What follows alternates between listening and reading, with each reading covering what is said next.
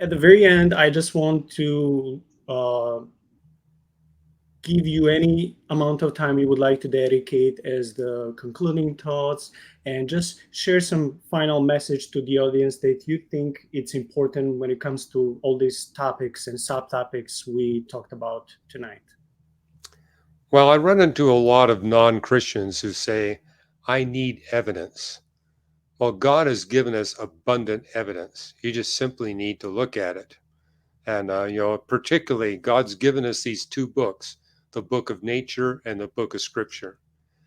The book of scripture supports and corroborates the book of nature. The book of nature supports and corroborates the book of scripture. These books, the book of nature and the book of scripture, both are the inspired, inerrant message from God to us. And so it's not that science and the Bible are enemies, they're allies. They sustain one another. And you know you've wrongly interpreted one if you see a conflict between science and theology. You've either made a mistake in interpreting the Bible or a mistake in interpreting the book of nature. And so that's an important biblical principle to understand.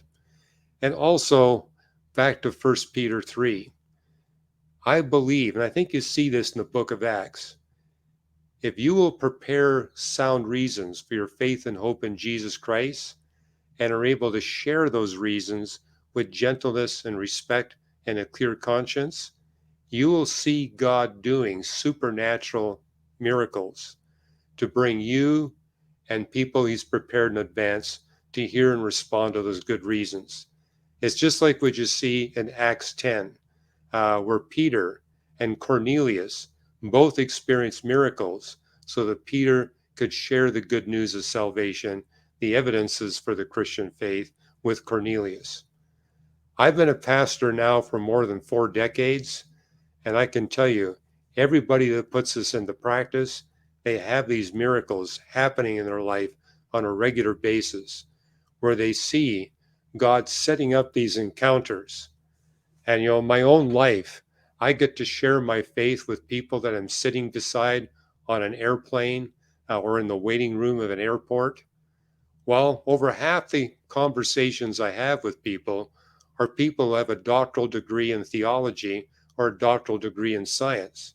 And you and I both know that doesn't make up half of the flying US public.